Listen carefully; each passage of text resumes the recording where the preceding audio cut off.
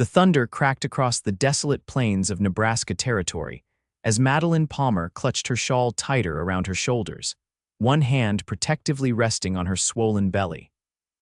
Standing before the weathered door of the only ranch house for miles, she hesitated, raindrops streaming down her face, mingling with her tears. This was her last hope. It had been 2 months since the stagecoach robbery that had left her husband James dead, his body cold in the unforgiving dirt of the trail west. 2 months of traveling, scraping by, her pregnancy advancing as quickly as her options diminished. The letter in her pocket, now damp from the rain, bore the name of Isaac Blackwood, her husband's childhood friend who had ventured west years earlier. A man she had never met, but the only connection she had left in this wild country. When the door swung open, revealing a tall, broad-shouldered man with eyes the color of the prairie sky, Madeline felt her legs nearly give way beneath her. "Mrs. Palmer," he asked, recognition flickering across his features as he took in her condition, her exhaustion, the desperation in her eyes. "Yes," she managed, her voice barely audible above the storm. "He's gone." The man's face hardened momentarily before softening with something she couldn't quite read. He stepped aside, gesturing her in from the rain. "My name is Isaac Blackwood." "James wrote to me about you," he said, helping her to a chair near the hearth. "I'm sorry about what happened." As she warmed by the fire, shivering despite the heat, Isaac brought her a cup of coffee. She watched him move about the cabin with the fluid grace of a man accustomed to hard work and solitude. The cabin was simple but clean, with little in the way of comforts. "I didn't know where else to go," Madeline admitted, cradling the cup between her trembling hands. "The baby is due in 3 months, and when's the last time you ate?" Isaac interrupted, his eyes sweeping over her too thin frame. "Yesterday morning," she admitted. Without another word, he moved to the stove and began preparing a simple meal. The silence between them grew, filled only by the crackling of the fire and the sound of the knife against the cutting board. "I know we're strangers," Madeline finally said, "but James always spoke highly of you. He said if anything ever happened to him." Isaac turned to face her, his expression unreadable in the shadowy light of the cabin. "James was the closest thing to a brother I ever had," he said quietly. "When he wrote telling me he'd married and was bringing you west, I was looking forward to meeting you both." Madeline's hand went to her belly as the baby kicked. "This is all that's left of him now." Isaac's eyes followed the movement, and something changed in his face, a softening, a decision forming. He set down his knife and moved to stand before her. "Listen to me, Mrs. Palmer. Madeline, please." "Madeline," he corrected. "I want you to know that you and your child will always have a place here. I'll be his father before I'm anything else," the cowboy told the pregnant widow at his door, the words falling between them like a solemn vow. "James would have done the same for me." The rain continued to pound against the roof of the cabin, but for the first time since the stagecoach robbery, Madeline felt the crushing weight of uncertainty lift slightly from her shoulders. "Thank you," she whispered, tears welling in her eyes. "Don't thank me yet," Isaac replied with the ghost of a smile. "Ranch life isn't easy, especially not out here." "I'm stronger than I look," Madeline said, straightening her spine despite her exhaustion. Isaac nodded, a glimmer of respect in his eyes. "I believe you are." The year was 1868, and the Nebraska Territory was as beautiful as it was dangerous. Isaac's ranch sat nestled in a valley with a creek running along its eastern edge, providing water for his modest herd of cattle. He had built the cabin himself 6 years ago, expanding it as his fortunes improved. It wasn't large, just 2 bedrooms, a main living area with a kitchen and a covered porch, but it was sturdy. And now it would need to accommodate a woman and soon a child. After they ate, Isaac showed Madeline to the smaller bedroom. "It's not much," he said, looking around at the sparse furnishings, "but it's yours for as long as you need it." "It's perfect," she replied, too exhausted to say more. Later that night, as Madeline slept, Isaac sat by the fire reading James's last letter. His friend's words seemed to leap off the page. "If anything should happen to me, Madeline would be alone in this world. She has no family left. I know it's a lot to ask, old friend, but you're the only one I trust to look after them if the worst should happen." Isaac folded the letter and tucked it into his shirt pocket. He had made a promise, not just to James's memory, but to the woman sleeping in the next room and the unborn child she carried. It wasn't a promise he made lightly. The following morning, Madeline awoke to the smell of coffee and bacon. She dressed quickly in one of the 2 dresses she had managed to bring with her, the fabric straining against her growing belly. When she emerged from the bedroom, she found Isaac already preparing to leave for the day's work. "There's breakfast on the stove," he said, pulling on his worn leather gloves. "I need to check on the herd, but I'll be back by midday." "I can help," Madeline offered, moving toward the kitchen. "I'm not helpless." Isaac paused, studying her. "Never thought you were, but you need rest." "What I need is purpose," she countered, her chin lifting slightly in defiance. "I've been traveling for weeks. Sitting still might drive me mad." A smile tugged at the corner of Isaac's mouth. "Stubborn, aren't you? James used to say I was as stubborn as a mule with a toothache." The mention of her husband's name brought a momentary silence between them. "He was right about that, at least," Isaac finally said. "All right, there's mending in that basket by the chair if you're looking for something to do. And feel free to move things around in the kitchen if it suits you better." After Isaac left, Madeline set about exploring her new home. The cabin was plainly furnished but surprisingly clean for a bachelor's dwelling. She found evidence of Isaac's practical nature everywhere: tools hung in precise order, provisions stored efficiently, everything in its place. Yet there were also signs of refinement she hadn't expected. Books stacked beside the chair near the fireplace, a chest set on a small table by the window, a sketch of the mountains framed on the wall. As she moved through the rooms, Madeline felt both grateful and uneasy. This man, this virtual stranger, had taken her in based solely on his friendship with her husband. He had offered to be a father to her child, to provide them with a home. The generosity was overwhelming, but so was the debt she now owed him. By midday, Madeline had reorganized the kitchen, mended 3 shirts, and prepared a simple stew for lunch. When Isaac returned, his eyebrows rose at the transformation. "You've been busy," he remarked, hanging his hat on a peg by the door. "It helps to keep my hands occupied," she replied. "It keeps my mind from wandering to difficult places." Isaac nodded in understanding. "The stew smells good. It's the least I can do." They ate in companionable silence, the awkwardness of the previous night somewhat diminished. After the meal, Isaac hesitated before speaking. "There's something we should discuss," he said, his tone serious. "Your situation here." Madeline tensed, her hand instinctively moving to her belly. "Yes, people will talk," Isaac stated matter-of-factly. "A widow living with a single man, even under these circumstances, will cause gossip." "I hadn't considered that," Madeline admitted, though of course she should have. Even in the wild frontiers of the West, social conventions held sway. "I've given it some thought," Isaac continued. "There's a trading post about 5 miles from here. The owner's wife, Martha Wilson, is a good woman. I think she could use help with their store. It would give you a way to earn your own money, and it would quiet some of the talk if you're seen working there." Madeline considered his words. "That sounds reasonable, but I wouldn't want to be a burden on them either." "You wouldn't be. They're short-handed since their son left for California." Isaac leaned back in his chair. "And there's another matter to consider." "What's that?" "Your name. I know you're Mrs. Palmer, but to avoid complications, it might be simpler if people believed you were my sister, come to stay after being widowed." Madeline frowned. "You want me to lie? I want to protect you and your child from wagging tongues," Isaac replied. "Out here, a woman's reputation is one of the few things she can truly own." She knew he was right, though the idea of denying her marriage to James felt like another small betrayal. Still, she had to think practically now. "Very well," she agreed reluctantly. "I'll be Madeline Blackwood, your widowed sister." Isaac nodded, satisfied. "I'll take you to meet the Wilsons tomorrow." True to his word, the next day Isaac hitched his wagon and helped Madeline climb aboard for the journey to the trading post. The May morning was cool but clear, the landscape awash in early wildflowers. "It's beautiful here," Madeline commented as they traveled. "Different from Ohio, but beautiful in its own way." "It grows on you," Isaac agreed. "Took me a while to appreciate it, but now I can't imagine living anywhere else."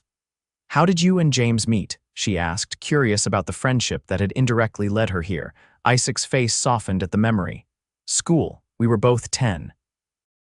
I was the new boy, and some older kids decided to make my first day memorable by dunking my head in the horse trough.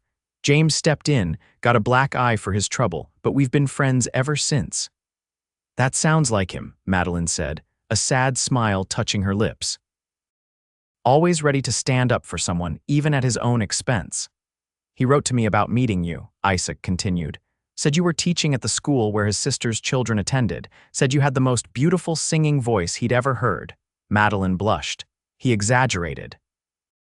"James wasn't one for exaggeration," Isaac replied. "If he said you could sing, I believe it." The trading post came into view as they rounded a bend in the road. It was a substantial building constructed of hewn logs with a wide porch across the front. Several horses were hitched to the rail outside, indicating customers within. "The Wilsons built this place 12 years ago," Isaac explained as he helped Madeline down from the wagon. "Started with just the essentials, but now they carry almost everything a body might need out here." Inside, the trading post was a wonder of organized chaos. Shelves lined the walls, stacked with goods ranging from tools and ammunition to fabric and preserved foods. A counter ran along the back, behind which a plump, pleasant-faced woman was measuring flour into a sack.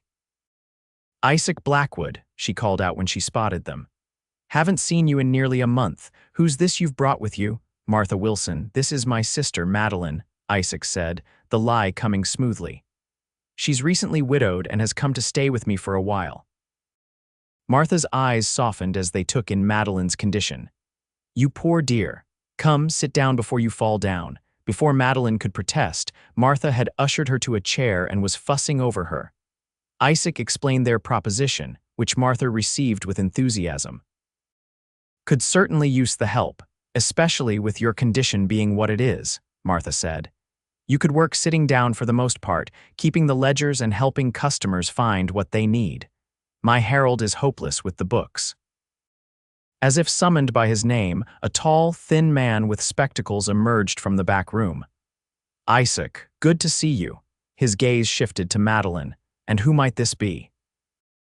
After introductions were made and the arrangement discussed, it was agreed that Madeline would start the following week, working 3 days if her health permitted. The pay was modest but fair, and Martha insisted on sending them home with a basket of fresh bread and preserves. "That woman's got a heart as big as the territory," Isaac commented as they headed back to the ranch. "She's been known to extend credit to folks who couldn't afford food, even when Harold grumbled about it." "They seem kind," Madeline agreed. "I'm grateful for the opportunity." "Just don't let Martha talk your ear off," Isaac warned with a smile. "She knows everyone's business for 20 miles in any direction." The rest of the week passed in a rhythm that was both strange and comforting to Madeline. Each morning, Isaac would rise before dawn to tend to the cattle and other ranch chores. Madeline would prepare breakfast and set about making the cabin more of a home. In the evenings, they would share quiet meals, sometimes talking about James, sometimes about the future, often simply enjoying the peaceful silence. On Sunday, Isaac surprised her by suggesting they attend the small church service held in a neighboring rancher's barn. "It would be good for you to meet some of the other women in the area," he explained. "And Preacher Collins only comes through once a month." Madeline agreed, though she felt a flutter of anxiety at the prospect of meeting more people, of having to maintain their pretense. She wore her best dress, a dark blue cotton that had once fit her perfectly but now strained across her middle. The church was already half full when they arrived, with families seated on makeshift benches. Heads turned as Isaac led Madeline down the center aisle, curious eyes taking in the newcomer. "Isaac Blackwood, as I live and breathe," a woman's voice called out. "Never thought I'd see you in church unless someone was getting married or buried." The speaker was a handsome woman in her 40s, her dark hair streaked with silver, her eyes sharp and assessing as they moved from Isaac to Madeline. "Mrs. Montgomery," Isaac nodded politely. "This is my sister, Madeline. She's staying with me for a while, Mrs." Montgomery's eyebrows rose slightly as she took in Madeline's condition. "Is that so? Well, welcome to our little community, Madeline. I'm Victoria Montgomery. My husband owns the largest cattle operation this side of the Platte River. The way she said it made it clear this was a point of pride and status. Pleased to meet you, Madeline replied, forcing a smile throughout the service. Madeline was aware of curious glances and whispered conversations. Isaac sat beside her, solid and reassuring, occasionally catching her eye with a look that seemed to say, "It will be all right." After the service, several women approached to introduce themselves, their curiosity thinly veiled as hospitality. Madeline repeated the story they had prepared. She was Isaac's sister from back east, widowed when her husband died of fever, come west to be with her only family during her confinement. "How fortunate that your brother could take you in," one woman commented, her tone suggesting she found the situation suspicious. "Yes, I'm very grateful," Madeline replied evenly. "Isaac has been most generous. He's certainly changed his tune," another woman remarked. "Last I heard, he was adamant about remaining a bachelor, said he had no use for family entanglements." Madeline glanced at Isaac, who was engaged in conversation with several men across the room. Had he sacrificed his preferred solitude out of obligation to her late husband?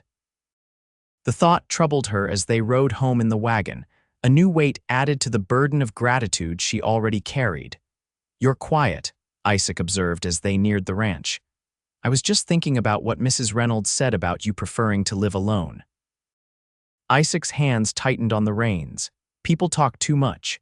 Is it true?" he sighed, his gaze fixed on the horizon. "I came west to make my own way, yes. Wanted land, open sky, the freedom to live as I chose. But that doesn't mean I resent your presence, Madeline." "But you've had to change your life to accommodate me," she persisted. "To accommodate us." Her hand rested on her belly. "Life is change," Isaac said simply. "What matters is how we face it." The following week, Madeline began her work at the trading post. Martha Wilson proved to be both a kind employer and a font of information about the area and its inhabitants. "That Victoria Montgomery you met at church. Her husband's cattle have been encroaching on smaller ranchers' land for years," Martha confided as she showed Madeline the ledger system. "Isaac's had to chase Montgomery's steers off his property more than once." "Is that likely to cause problems?" Madeline asked, concerned. "Oh, Richard Montgomery is all bluster," Martha assured her. "He likes to throw his weight around, but he knows Isaac's not one to be pushed." Now, these columns here are for store credit. Madeline found the work satisfying, despite the physical discomfort of her advancing pregnancy. The trading post served as the social hub of the area, and she gradually became acquainted with many of the local families. Most were hard-working ranch families or farmers, with a few prospectors and drifters passing through. She was particularly drawn to a young woman named Irene Taylor, who came in regularly with her 3 small children. Irene's husband worked for one of the larger ranches, and she often looked exhausted but always had a kind word for Madeline. "Children are a blessing," Irene told her one day as they watched her youngest, a toddler of about 2, examining a colorful tin toy. "But they test your patience like nothing else on God's green earth." Madeline laughed. "I'll keep that in mind. You're lucky to have your brother's support," Irene continued. "My Thomas is a good man, but he's gone from sunup to sundown most days. It gets lonely." The mention of Isaac brought a complicated feeling to Madeline's chest. Over the past weeks, she had grown increasingly aware of him not just as her benefactor or her late husband's friend, but as a man.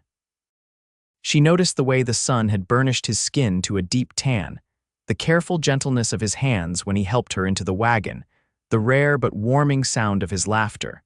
Such thoughts felt like a betrayal of James, whose memory was still raw and painful. Yet they persisted, especially in the quiet moments when Isaac would read aloud from one of his books in the evenings, his deep voice filling the cabin with stories of far-off places and daring adventures. June gave way to July, and the heat settled over the plains like a wool blanket. Madeline's pregnancy advanced, making movement increasingly difficult. Martha insisted she take more breaks during her shifts at the trading post, often bringing her cool water and fanning her with a folded newspaper. "Heat's no good for a woman in your condition," Martha clucked. You need to rest more. I'm fine, Madeline insisted, though in truth she was exhausted much of the time. The baby was active now, kicking and shifting, especially at night when she tried to sleep. Isaac noticed her fatigue, but said little, simply taking on more of the household chores without comment. He built a rocking chair for her, setting it on the porch where she could catch the evening breeze. My mother always said there was nothing more soothing than a good rocking chair, he explained when she expressed her gratitude. Thought it might help with your sleep. One evening in late July, as they sat on the porch watching a spectacular sunset paint the sky in shades of orange and purple, Isaac broached a subject they had both been avoiding. Have you thought about names? He asked, nodding toward her belly.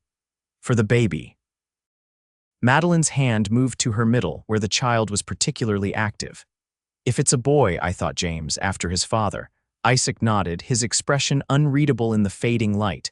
And if it's a girl, I'm not sure, Madeline admitted. Perhaps after my mother, Lillian. They sat in silence for a while, the only sounds the creaking of the rocking chair and the distant lowing of cattle. I've been thinking, Isaac finally said, his voice careful, about what happens after the baby comes. Madeline tensed. What do you mean? I mean that raising a child alone is hard enough. Raising a child alone while trying to work would be nearly impossible. He turned to face her directly. I know we've been living under this pretense that you're my sister, but maybe there's another solution. Madeline's heart began to race. What are you suggesting? A marriage of convenience, Isaac said, the words coming out in a rush. It would give your child a name, a father. It would secure your position here. No one would question it if we said we'd decided to make the arrangement permanent for the sake of the child. Madeline was speechless, her thoughts tumbling over one another. Marriage to Isaac. The idea was both shocking and she had to admit not entirely unwelcome. I know it's not a romantic proposal, Isaac continued when she didn't respond. And I know you're still grieving for James. I'm not asking for anything more than companionship, a partnership, for the child's sake. Madeline began, then faltered. How could she explain the confusion of her feelings? The gratitude that might be mistaken for something deeper, the growing awareness of him as a man that might simply be the vulnerability of her situation. You don't need to answer now, he said quickly. Just think about it, please. Before she could respond, a distant sound caught their attention, hoofbeats approaching at speed. Isaac stood, his posture suddenly alert, one hand moving to the rifle that was never far from reach. A rider appeared in the gathering dusk, pushing his horse hard. As he drew closer, Madeline could see it was a young man, barely more than a boy, his face streaked with dirt and what looked like blood. Mr. Blackwood, he called out, reining his horse to a stop before the porch. Mr. Blackwood, you gotta come quick, Pa's been shot. Isaac was already moving. What happened, Billy? It was them rustlers again, the boy gasped. They came for our cattle and Pa tried to stop them. Doc Miller's with him, but he sent me to fetch you and any other men I could find. How bad is it? Isaac asked, strapping on his gun belt. Bad enough, Billy replied grimly. Ma's beside herself. Isaac turned to Madeline, conflict evident in his face. I have to go. Of course you do, she agreed immediately. Go, help them, he hesitated. Will you be all right alone? I'll be fine, she assured him, though the thought of being alone in the isolated cabin made her uneasy. Go, quickly. With a nod, Isaac was gone, saddling his horse and riding off with Billy within minutes. Madeline watched until they disappeared into the darkness, then went inside and bolted the door securely behind her. The cabin seemed eerily quiet without Isaac's presence. Madeline lit several lamps and tried to focus on mending, but her mind kept returning to Isaac's proposal. Marriage. The word itself carried such weight, such promise and obligation. James had been dead less than 6 months. Was it disloyal to consider remarrying so soon? Yet women in the West often remarried quickly out of necessity, and this wouldn't be a true marriage, not in the complete sense. Isaac had made that clear, but what if she wanted more eventually? What if these stirrings of feeling she experienced around him grew into something deeper? Would he ever see her as more than a responsibility, an obligation to his dead friend? The baby kicked sharply, as if protesting her troubled thoughts. Madeline rubbed her belly soothingly. "What do you think, little one?" she murmured. Would Isaac make a good father? She knew the answer to that already. She had seen his gentleness, his patience, his steady reliability. He would be a good father, perhaps even a good husband, but would it be fair to tie him to her out of a sense of duty? Madeline was still turning these questions over in her mind when exhaustion finally claimed her. She fell asleep in the rocking chair, the half-mended shirt still in her lap. She awoke with a start to the sound of the door latch. Disoriented, she clutched the arms of the rocking chair, fear spiking through her until she recognized Isaac's tall figure entering the cabin. "You're back," she said, relief evident in her voice. "How is Mr. Jensen?" Isaac looked exhausted, his face drawn and his clothes dusty. "Alive for now. The bullet went clean through his shoulder, but he lost a lot of blood. Doc Miller says the next day or two will tell." He moved to the wash basin, pouring water from the pitcher to rinse his face and hands. Madeline noticed a dark stain on his sleeve. "You're hurt," she said, rising awkwardly from the chair.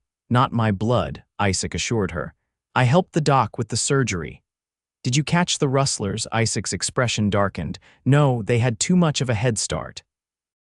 But we found tracks heading north toward Montgomery's range." "You think he's involved?" Madeline asked, surprised.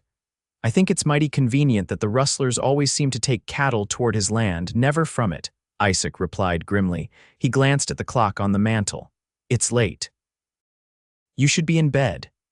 "I was waiting for you," Madeline said, then flushed at how the words sounded. "I mean, I was worried." Something softened in Isaac's eyes. "I'm sorry for that, and I'm sorry about earlier my proposal. It was abrupt and poorly timed." "No," Madeline said quickly. "It was thoughtful, practical, but not very romantic," Isaac finished with a rueful smile. "Romance isn't everything," she replied, "especially out here." They stood in silence for a moment, the air between them charged with unspoken thoughts. "We should both get some rest," Isaac finally said. "It's been a long night." Madeline nodded, suddenly shy. "Good night, Isaac." "Good night, Madeline." She retreated to her bedroom, but sleep was elusive. Isaac's proposal kept returning to her mind, along with the memory of his face in the lamplight, tired but determined. There was something comforting about his steady presence, something that made her feel safe in a way she hadn't since James's death. Perhaps, she thought as she finally drifted toward sleep, there were worse foundations for a marriage than friendship, respect, and shared purpose. The next week brought a flurry of activity to the ranch. Word of the attack on the Jensen farm had spread, and the local ranchers organized patrols to guard against further rustling. Isaac was often gone from dawn until dusk, returning exhausted but grimly determined. The tracks definitely led toward Montgomery's northern pasture, he told Madeline one evening as they ate a late supper. But they disappeared near the creek, could have gone anywhere from there. "Do you really think Mr. Montgomery would be involved in something like that?" Madeline asked. "He seems too established. Established men can be greedy too," Isaac replied. "And Montgomery's been trying to buy out smaller ranchers for years. Jensen refused to sell last spring." The conversation was interrupted by a knock at the door. Isaac rose, hand moving to his gun before crossing to answer it. Martha Wilson stood on the porch, a basket in her hands. "Evening, Isaac. Thought I'd check on Madeline. Harold said she looked peaked at the store yesterday." Isaac stepped aside to let her in. "That's kind of you, Martha." "Not kindness, just common sense," Martha replied briskly, moving to set her basket on the table. "A woman in her condition needs looking after, especially with all this trouble going around." She unpacked the basket, revealing jars of preserves, a freshly baked loaf of bread, and several packets of herbs. "This chamomile will help you sleep," she told Madeline, "and this raspberry leaf tea is good for preparing for the birth." Madeline thanked her, touched by the thoughtfulness. As Martha prepared the tea, she chattered about the latest news from the Trading Post. "Montgomery's been in twice this week, buying up ammunition," she reported. "Says it's for protection against the rustlers, but Harold thinks he's planning something." Isaac frowned. "What kind of something?" "Don't rightly know," Martha admitted. "But there's been strangers staying at his ranch, men with hard eyes and fast guns, not regular ranch hands if you ask me." The information troubled Isaac, Madeline could tell. After Martha left, he paced the cabin restlessly. "I don't like this," he muttered. "Montgomery's up to something." "You can't be sure of that," Madeline pointed out. "Maybe he really is just protecting his herd." "Maybe," Isaac conceded, but he didn't sound convinced. "Either way, I want you to be extra careful. Don't go anywhere alone and keep the rifle by the door when I'm not here." The next morning, Madeline woke to sharp pains in her lower back. She tried to ignore them as she prepared breakfast, but by the time Isaac came in from the morning chores, they had intensified. "Are you all right?" he asked, noticing her discomfort as she leaned against the table, breathing deeply. "Just some pain," she managed. "It's probably nothing." Isaac looked unconvinced. "Maybe we should send for Martha or the doctor."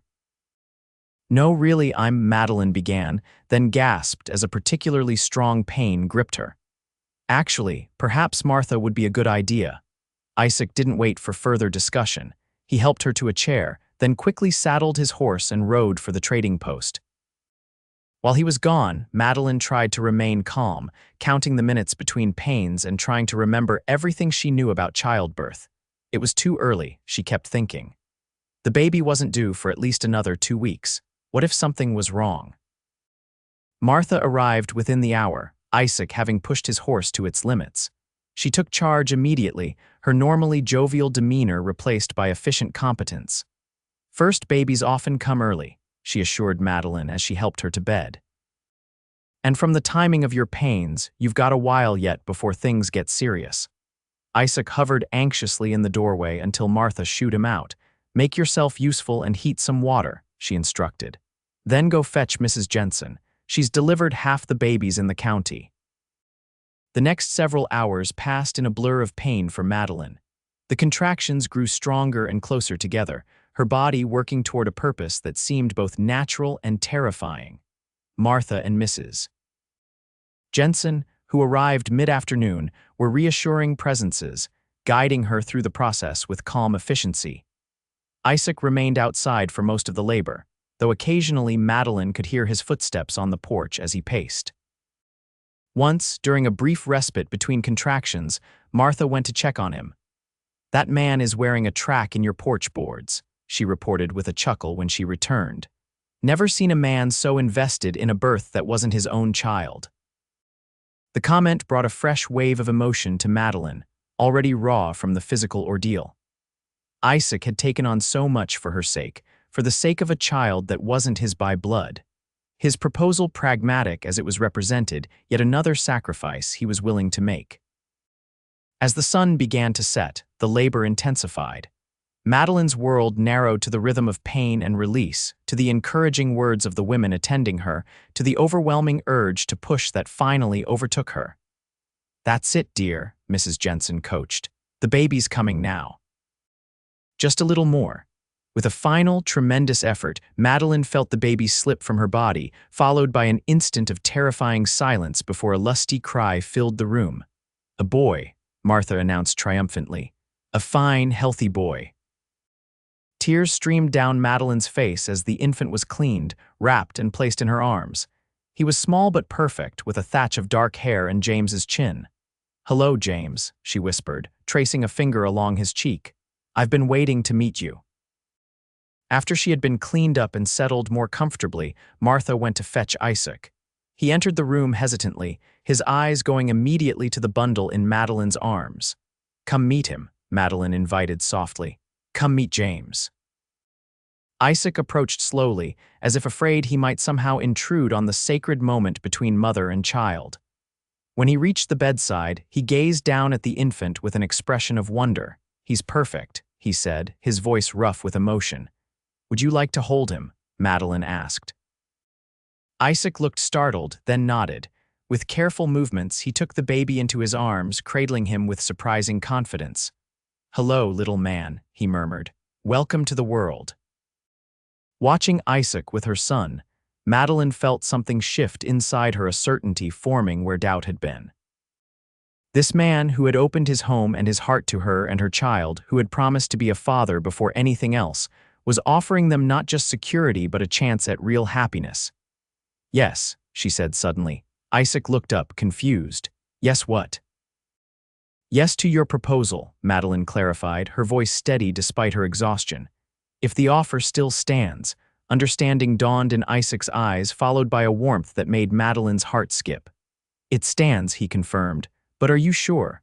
This isn't just gratitude talking. It's more than gratitude, Madeline assured him. It's hope for a future for all of us. Isaac's smile was like the sunrise after a long night. Then yes, he said, looking down at the baby in his arms, we'll be a family, the three of us. Martha and Mrs. Jensen, who had been attempting to be discreet in their eavesdropping from the next room, let out simultaneous sounds of approval. Well, it's about time, Martha declared, coming back into the bedroom. I was beginning to think I'd have to knock your heads together. The days following little James's birth were a blur of exhaustion, joy, and adjustment for Madeline. The baby proved to have a healthy set of lungs and little patience when hungry, keeping her awake for much of each night. Isaac, true to his word, was an active participant in caring for the infant, often taking him in the early morning hours so Madeline could get some rest. He likes to watch the sunrise, Isaac told her one morning, returning from a walk around the ranch with little James bundled against his chest. Stops crying as soon as we step outside.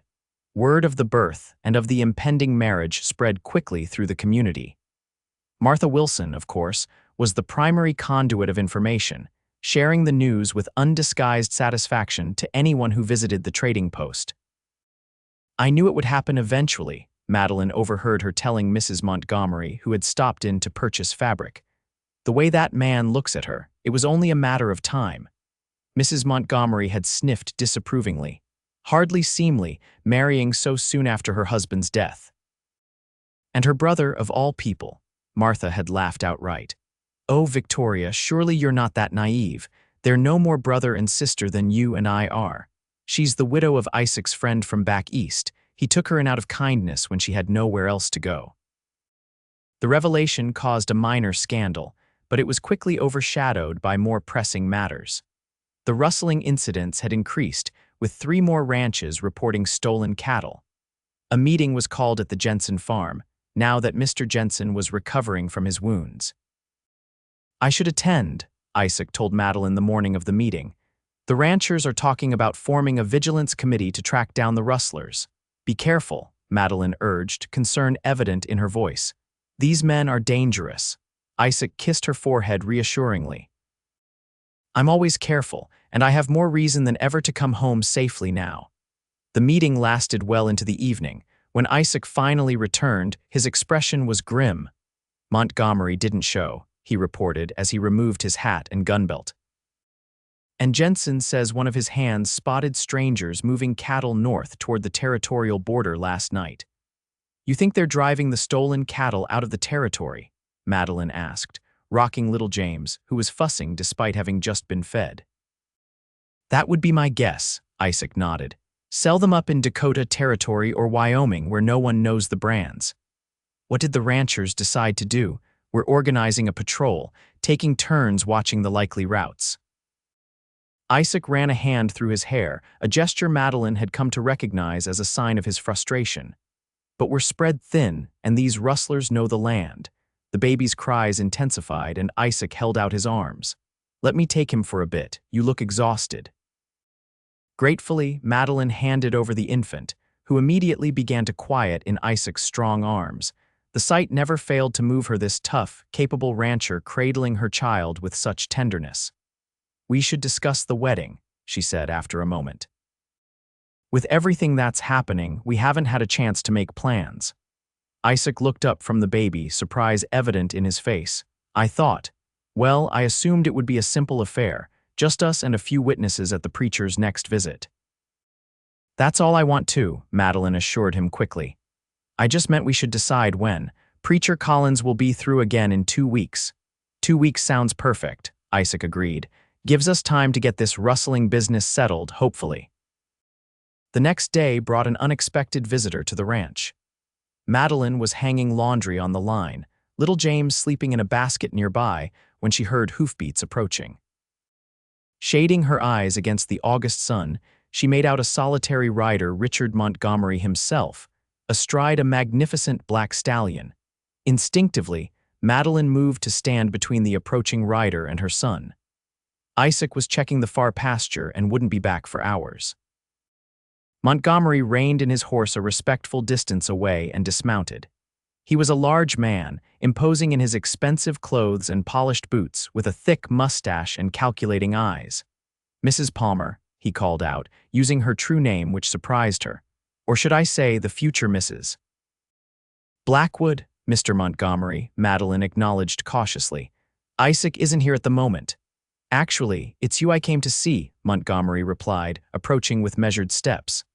"I wanted to offer my congratulations on your forthcoming marriage and the birth of your son."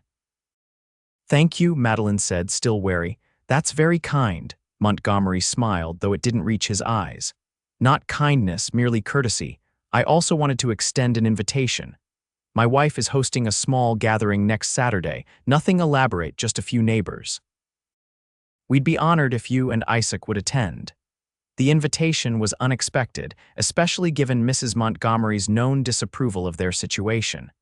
"That's very thoughtful, but with the baby being so young, bring him along," Montgomery insisted. "Victoria loves children. And it would give you a chance to meet more of your neighbors in more pleasant circumstances than a church service." Madeline hesitated, unsure how to respond. Something about Montgomery's manner made her uneasy, despite his outward politeness. "I'll discuss it with Isaac," she finally said. "Thank you for the invitation." Montgomery nodded, seemingly satisfied. "Excellent. And please convey to Isaac that I hope our past disagreements can be put aside. Life out here is hard enough without making enemies of neighbors." With that, he tipped his hat, remounted his horse, and rode away, leaving Madeline puzzled by the encounter. When Isaac returned later that afternoon, she told him about Montgomery's visit and invitation. "He wants us at his ranch," Isaac repeated incredulously. "After accusing me of trespassing last spring and threatening to shoot me if I set foot on his property again. He said he wanted to put past disagreements aside," Madeline reported, "but something about it felt off." Isaac frowned, considering. "It's strange timing with all these rustling incidents, and Montgomery conveniently absent from the ranchers' meeting. You think the invitation is some kind of trap?" Madeline asked, alarmed. "Not necessarily a trap," Isaac replied slowly, "but definitely not just a neighborly gesture. Montgomery doesn't do anything without a reason, and it's usually to his benefit. So we decline." Isaac was quiet for a moment, thinking. "No," he finally said. "We accept. I want to see what he's playing at. And it might be a chance to look around his ranch, see if there's any evidence of the stolen cattle." "Is that wise?" Madeline worried. "What if he suspects what you're doing?" "He'll expect me to be suspicious," Isaac pointed out, "but he won't expect me to actually accept his invitation. That might give us an advantage."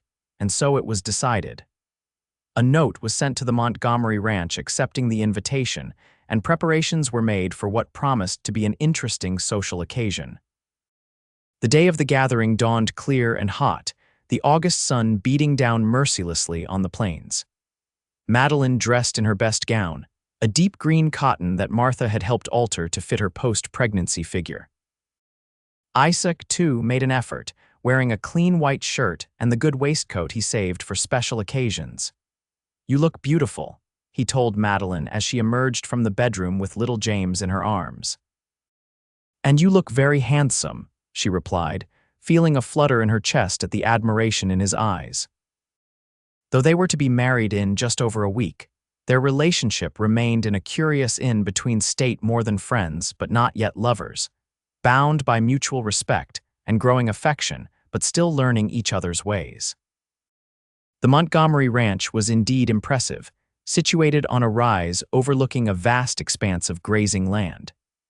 The main house was 2 stories of solid construction, with a wide veranda and glass windows, rare luxuries in the territory.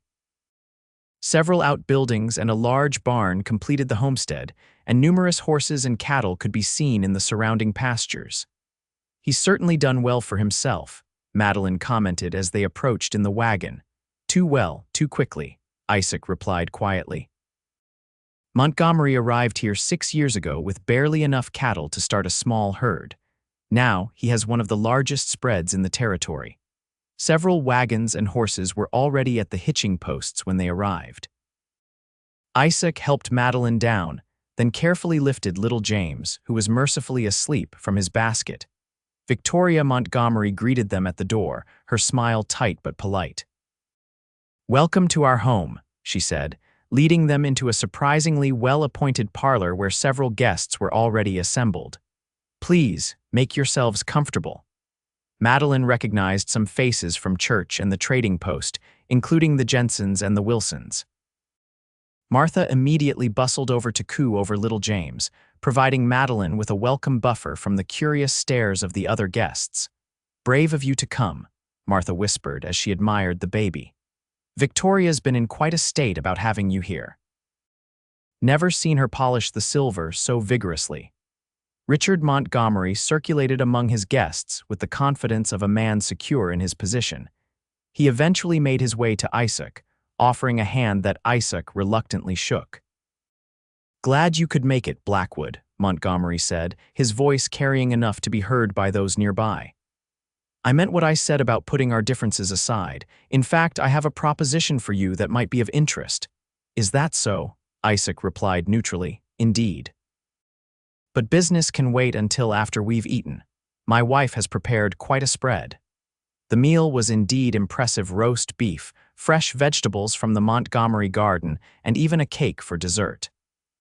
Throughout the dinner, Madeline observed the interactions between Montgomery and the other ranchers. There was an undercurrent of tension beneath the social niceties, particularly when Jensen mentioned the rustling incidents. "A terrible business," Montgomery commented, shaking his head. "I've increased the patrols on my own property. Can't be too careful these days." "Strange that your herd seems to be the only one not affected," Jensen remarked, his tone casual but his eyes sharp. Montgomery's smile didn't waver. "Perhaps the rustlers know better than to tangle with my men." After the meal, while the women gathered in the parlor, Montgomery invited the men to join him in his study for cigars and brandy. Madeline caught Isaac's eye as he left, a silent communication passing between them: "Be careful." In the parlor, Victoria Montgomery presided over the conversation with the precision of a general managing troops. She asked pointed questions about Madeline's background, her relationship with Isaac, and her plans for the future, all under the guise of polite interest. "And the child's father?" Victoria inquired, her voice dripping with false sympathy. "He passed recently, I understand." "Yes," Madeline replied evenly, holding little James a bit closer. "My husband James died 6 months ago. How fortunate that Isaac was willing to step in," Victoria commented. "So very chivalrous of him." The implication was clear that there was something improper about their arrangement. Madeline felt her cheeks flush, but before she could respond, Martha Wilson intervened. "Speaking of fortune," Martha said brightly, "I heard your eldest son is returning from school back east." That must be exciting. The diversion worked, as Victoria was immediately distracted by the opportunity to boast about her son's education at a prestigious Eastern college. Madeline shot Martha a grateful look. Meanwhile, in Montgomery's study, Isaac was engaged in a tense conversation with their host and the other ranchers. Montgomery had just outlined his proposition. He wanted to buy out several of the smaller ranches, including Isaac's, to expand his holdings. "The territory's changing," Montgomery explained, puffing on an expensive cigar. "Small operations like yours won't be able to compete much longer. I'm offering fair prices, more than fair, actually." "Not interested," Isaac said flatly. "My ranch isn't for sale." Montgomery's smile tightened. "You should consider it carefully, Blackwood, especially with a wife and child to think about now.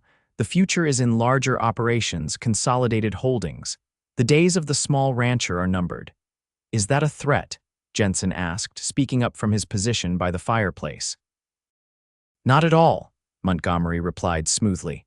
"Simply a statement of economic reality and an opportunity that won't remain open indefinitely." The conversation was interrupted by the arrival of one of Montgomery's ranch hands, a hard-faced man who whispered something in his employer's ear. Montgomery's expression darkened momentarily before he excused himself, leaving the ranchers to exchange significant looks. "He's up to something," Jensen murmured once Montgomery was out of earshot. That was Stevens who came in. He's one of Montgomery's new hired guns, not a regular hand. Isaac moved to the window of the study, which overlooked the back of the property. In the gathering dusk, he could make out several men moving toward one of the more distant outbuildings. "I think it's time we rejoin the ladies," Isaac suggested, a plan forming in his mind. "But I need to check on my horse first. Thought he might be favoring that left front hoof on the ride over." The other ranchers nodded, understanding the subtext. Jensen volunteered to accompany him, and the two men made their way out to the hitching posts. Once there, Isaac shared his suspicions. "I think Montgomery's got the stolen cattle hidden somewhere on his property," he said quietly. "Probably planning to move them soon, given all the attention the rustling has been getting." "What do you want to do?" Jensen asked. "I need to get a look at that outbuilding where the men were heading," Isaac replied. "But I can't leave Madeline and the baby here alone." Jensen nodded. "I'll keep an eye on them. You go take a look, but be careful. Montgomery's men won't hesitate to shoot trespassers." Isaac circled around the main house, keeping to the shadows as he moved toward the distant outbuilding. It was a large structure, more like a barn than a shed, situated in a low-lying area partially hidden by a stand of cottonwood trees. As he drew closer, he could hear the distinctive sounds of cattle, a lot of cattle. Peering through a gap in the wooden slats, Isaac saw what he had suspected: at least 30 head of cattle, their brands clearly visible in the lantern light.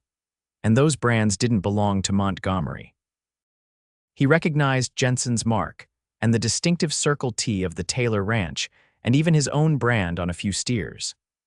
This was proof Montgomery was behind the rustling, storing the stolen cattle on his own property before moving them north to sell. Isaac was about to retreat when a voice behind him froze him in place. "Checking on your stock, Blackwood?" Montgomery asked, the click of a pistol being cocked emphasizing his words. "I believe that's called trespassing." Slowly, Isaac turned to face the rancher, who stood a few yards away with a revolver pointed squarely at Isaac's chest. Two of his men flanked him, similarly armed. "Stealing cattle is called rustling," Isaac countered evenly.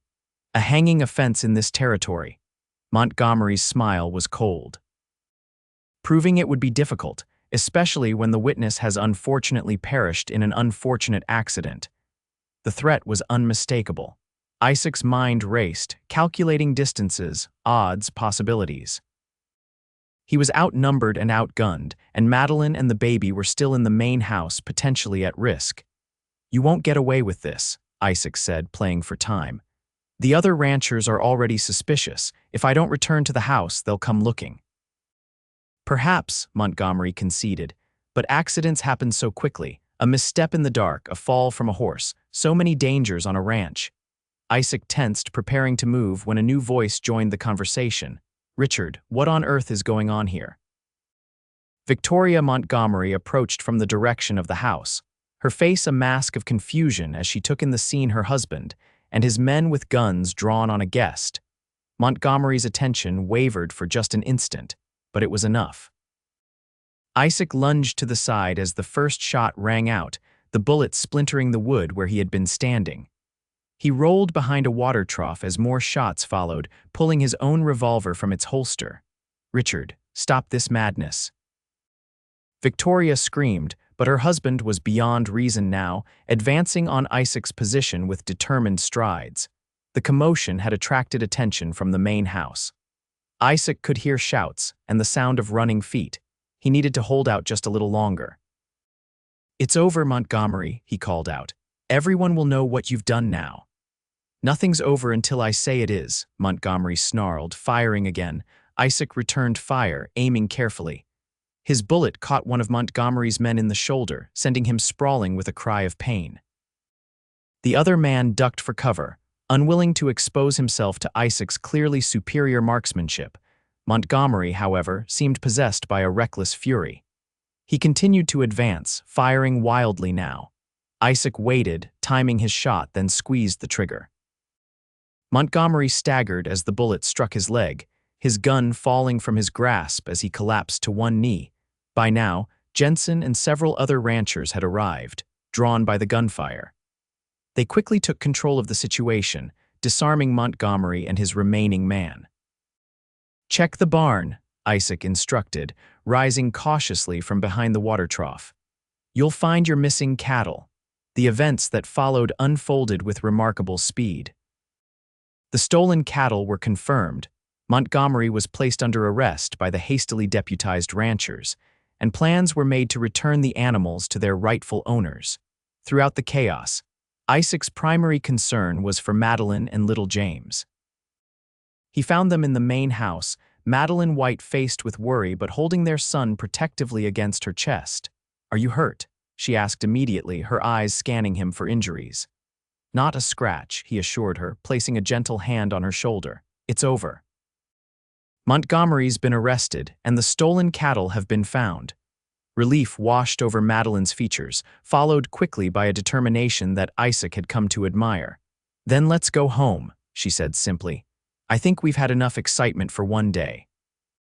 The ride back to their ranch was quiet, both of them processing the events of the evening.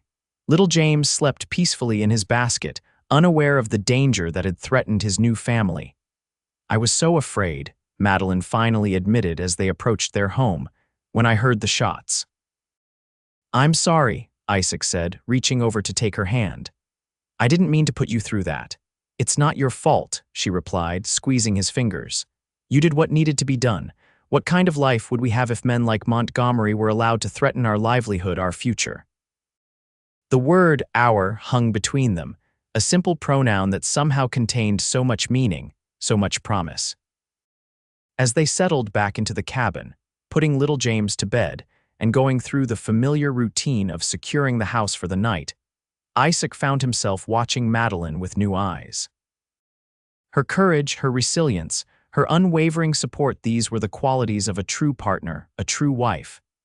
"I've been thinking," he said as they sat before the fire, the events of the day finally catching up to them in a wave of exhaustion, "about our marriage." Madeline looked up, a question in her eyes. "Having second thoughts?" "No," Isaac assured her quickly.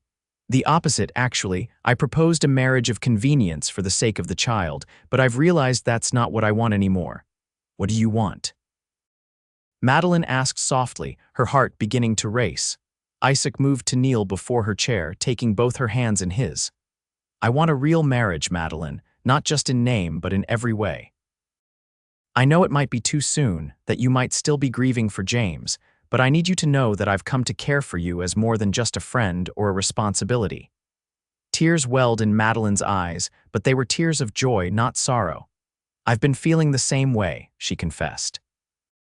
"And I've been so confused by it, so guilty. James hasn't been gone a year, and yet—" "James loved you," Isaac said gently. "He would want you to be happy, to have a full life, to have love again." "I do love you," Madeline whispered, the words finally finding voice. "I love your strength, your kindness, the way you look at little James as if he were your own blood." "He is my own," Isaac replied firmly. "I meant what I said that first day. I'll be his father before I'm anything else, but I want to be your husband too, in every sense of the word." Their first kiss was tentative, gentle, a meeting of souls as much as bodies. But it quickly deepened, years of loneliness and months of growing attraction culminating in a moment of perfect connection. When they finally parted, breathless and flushed, Isaac rested his forehead against hers. "I love you, Madeline Palmer. Will you marry me? Not out of convenience or obligation, but because we choose each other." "Yes," Madeline answered without hesitation.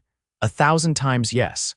The wedding took place as planned 2 weeks later, a simple ceremony in the Jensens' newly rebuilt barn. Preacher Collins officiated, his weathered face beaming as he pronounced them man and wife before the assembled community. Martha Wilson wept openly, declaring it the most romantic thing she'd ever witnessed. Even Mrs.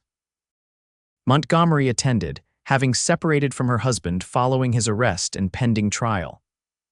"I had no idea what Richard was involved in," she confided to Madeline at the small reception afterward, "or perhaps I chose not to see it. Either way, I owe you and Isaac an apology." "No apologies needed," Madeline assured her. "We're just glad it's over." As the celebration continued around them, Isaac drew Madeline aside for a moment of privacy. "Happy?" he asked, his arms encircling her waist. "More than I ever thought possible," she replied honestly. A few months ago, I was alone, afraid, with no idea what the future held. Now I have you and little James and this wonderful life we're building together. And it's just beginning, Isaac promised, kissing her softly. Just beginning. As the years passed, the Blackwood ranch prospered under Isaac and Madeline's careful stewardship. Little James grew into a strong, intelligent boy with his father's quiet determination and his mother's compassionate heart. He was joined by a sister, Lillian, born exactly 2 years after his parents' wedding, and later by another brother, William. Isaac never distinguished between James and his biological children, loving them all with equal fervor and dedication. He taught them to ride, to respect the land, to be honest and hardworking. Madeline taught them to read, to sing, to find beauty in the harsh landscape of their home. Together, they built not just a successful ranch, but a true home filled with love, laughter, and the kind of deep, abiding partnership that comes from choosing each other day after day, year after year. And on quiet evenings, when the children were asleep, and they sat together on the porch watching the sunset paint the prairie sky, Madeline would sometimes recall that desperate day when she had stood on Isaac's doorstep, pregnant and alone, with no idea that she was about to meet the man who would become the great love of her life. "Do you ever regret it?" she asked him once, nearly 10 years after that fateful day. "Taking us in, taking on another man's child as your own." Isaac's answer was the same as it had always been, his voice rough with emotion but unwavering in its certainty. "I'll be his father before I'm anything else," the cowboy told his wife, the words no longer a promise but a lived reality. "The day you came to my door was the day my real life began." And Madeline, looking at the strong, good man beside her and the thriving family they had built together, knew it was the same for her, the end of one chapter and the beautiful, unexpected beginning of another.